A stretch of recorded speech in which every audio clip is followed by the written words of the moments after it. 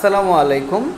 সুপ্রিয় নবম শ্রেণীর শিক্ষার্থীরা যারা আগামীকাল ইসলাম শিক্ষা মূল্যায়ন অংশগ্রহণ করবে তাদের মূলত আজকে আমরা উত্তরের অংশ নিয়ে হাজির হয়েছি। এর আগে প্রশ্নের সেটা করেছিলাম। এখন যেটা হয়েছে সেটা হচ্ছে তোমরা যারা রানা স্টিচিং হোমের এই চ্যানেলটি রানা স্টিচিং হোম 2.0 চ্যানেলটিতে প্রথম এসেছো, চ্যানেলটিকে সাবস্ক্রাইব করো আগে, তারপর আমরা আমাদের উত্তরে যাচ্ছি। দেখো, প্রথমে ছিল সমস্যা বা চ্যালেঞ্জ অনুসন্ধান। আমি যা খুঁজে পেলাম: বেকারত্ব বৃদ্ধি, মাদকাসক্তি সমস্যা, নারী নির্যাতন, শিশুশ্রম, পানি দূষণ। আরেকটা ছিল যে তোমার বন্ধু এটা কিন্তু ছক করে করতে হবে পাশাপাশি। আমি এভাবে করছি, তোমরা ছক করে করবা। তো এখানে আমরা যেটা পাইলাম সেটা হচ্ছে শিক্ষার মান নিম্নগামী, দারিদ্র্য বৃদ্ধিকরণ, স্বাস্থ্যসেবা, সামাজিক অসামঞ্জস্যতা, তারপর হচ্ছে তোমার ট্রাফিক জ্যাম। এরপর দেখো বলছে যে সমাধানযোগ্য সমস্যা নির্বাচন ও পরিকল্পনা প্রণয়ন। দেখো, তো আমি মাদকাসক্তি সমস্যাটা আমি নির্ধারণ করলাম এবং এটা আমরা কীভাবে করতে পারি সেটা। সামাজিক গুরুত্ব: মাদকাসক্তি সমাজের অপরাধ বৃদ্ধি, পরিবারের ভাঙ্গন এবং যুব সমাজের মেধা ও শক্তি নষ্ট করে। এটি সমাজের সার্বিক স্থিতিশীলতা এবং শক্তি নষ্ট করে। এবং ধর্মীয় গুরুত্ব হচ্ছে কি, দেখো, ইসলাম মাদক গ্রহণ হারাম এবং এটি ব্যক্তিগত ও সামাজিক জীবনে নানান প্রকারের অনিষ্ট ডেকে আনে। আল্লাহর বিধান এবং রাসূল সাল্লাল্লাহু আলাইহি ওয়াসাল্লামের সুন্নাহ অনুযায়ী মাদক থেকে বিরত থাকা মুসলমানের জন্য অত্যন্ত গুরুত্বপূর্ণ। এখন আমরা এই সমস্যা সমাধান করতে কিভাবে ইসলামের বিধিবিধান অনুযায়ী কাজ করতে পারি তা বিশ্লেষণ করব। শিক্ষা ও সচেতনতা বৃদ্ধি: মসজিদ ও মাদ্রাসায় মাদকাসক্তির কুফল সম্পর্কে আলোচনা এবং ধর্মীয় শিক্ষার মাধ্যমে সচেতনতা বৃদ্ধি। ধর্মীয়, সামাজিক ও ধর্মীয় সংগঠনগুলোর মাধ্যমে সচেতনতা প্রকাশ। তারপর দেখো, প্রবীণদের ভূমিকা: মুরব্বীদের যুব সমাজের সাথে ঘনিষ্ঠ সম্পর্ক স্থাপন করে তাদের সঠিক পথের দিক নির্দেশনা দিতে হবে।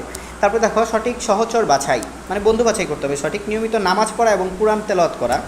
তোমরা পয়েন্টগুলো লিখে নিও। নামাজে সক্রিয় অংশগ্রহণ করা। এরপর হচ্ছে কাজ 2। দেখো, কাজ 2 বলছে পরিকল্পনা তৈরি ও উপস্থাপন। নির্বাচিত সমস্যা: আমরা মাদকাসক্ত সমস্যাটা করছিলাম নির্বাচন। এখন আমরা কি করব? মাদকাসক্তির কুফল সম্পর্কে সচেতনতা বৃদ্ধি, যুব সমাজের মাদক থেকে দূরে রাখা, সমাজের শান্তি ও স্থিতিশীলতা বজায় রাখা। দেখো, আমাদের সময় লাগবে 3 মাস। কার কার সহায়তা প্রয়োজন? বিদ্যালয়ের শিক্ষক ও প্রধান শিক্ষক, মসজিদের ইমাম, তারপর হচ্ছে স্থানীয় ধর্মীয় নেতৃবৃন্দ, অভিভাবক ও স্থানীয় কমিউনিটি নেতৃবৃন্দ, স্বাস্থ্যকর্মী ও সুশীল সমাজের সদস্যবৃন্দ, স্থানীয় প্রশাসন ও পুলিশ। স্ব দায়িত্ব বন্টন: শিক্ষক ও প্রধান শিক্ষককে আমরা যে দায়িত্ব দিব দেখে নাও। ইসলাম ও ধর্মীয় নেতৃত্ববৃন্দদেরকে যে দায়িত্ব দিব সেটাও দেখে নিতে পারো। অভিভাবক ও স্থানীয় কমিউনিটি নেতৃবৃন্দদেরকে যে দায়িত্ব দিব সেটা দেখে নাও। স্বাস্থ্যকর্মী ও সুশীল সমাজের সদস্যবৃন্দদের যে দায়িত্ব দিব সেটা দেখে নাও। আমরা একটু শর্ট করতেছি কারণ আরও ক্লাসের ভিডিওগুলো আমাদের রেডি করতে হবে। স্থানীয় প্রশাসন ও পুলিশকে আমরা যে দায়িত্ব দিব বা তাদেরকে আমরা যেই কাজগুলোতে সহায়তা করতে বলবো সেটাও দেখে নাও। ইসলামের বিধিবিধান ও নির্দেশনার চর্চা ও প্রয়োগ। মাদকাসক্তির কুফল নিয়ে আলোচনা। দেখো, মাদকাসক্তির কুফল নিয়ে কী কী আলোচনা করতে পারে, সচেতনতা কীভাবে প্রচার করতে পারে, সমাজের সচেতনতা বৃদ্ধির জন্য ইসলামের আলোকে লিফলেট, পোস্টার এবং ব্যানার তৈরি ও বিতরণ করা যেতে পারে। নৈতিক ও মানবিক: দেখো, নৈতিক ও মানবিক শিক্ষা কি? নৈতিক শিক্ষা ছাত্রছাত্রীদের নৈতিক শিক্ষা প্রদান এবং তাদের মধ্যে মানবিক গুণাবলীর বিকাশ ঘটানো। পরিবারের নৈতিক মূল্যবোধের চর্চা। দেখো, সচেতনতার বৃদ্ধি আমরা এটা দেখি। এবার আমরা 1 দেখলাম নৈতিক শিক্ষা, 2 হচ্ছে সচেতনতা বৃদ্ধি। সমাজের সচেতনতা বৃদ্ধির জন্য ইসলামের আলোকে লিফলেট, পোস্টার এবং ব্যানার তৈরি, বিতরণ করা। নৈতিক ও মানবিকতা: নৈতিক শিক্ষা ছাত্রছাত্রীদের নৈতিক শিক্ষা প্রদান করতে হবে এবং তাদের মধ্যে মানবিক ও গুণাবলী ঘটাতে হবে। দেখো, সমাজের ইতিবাচক কার্যক্রম দেখে নাও একটু। কার্যক্রম 3 দেখো, প্রতিবেদন লিখি। তো প্রতিবেদনের বিষয় হচ্ছে কি, মাদকামুক্ত, দেখো, মাদকাসক্তি মুক্ত সমাজ, ঠিক আছে। তারপরে দেখো কি বলছে, আমরা কি করতে পারি, ইতিবাচক উদ্যোগের স্বরূপ। এই উদ্যোগটি মূলত শিক্ষার্থীদের মাদকাসক্তি কুফল সম্পর্কে সচেতন করা এবং তাদের মাদক থেকে দূরে রাখতে উৎসাহিত করার লক্ষ্যে গৃহীত হয়েছে।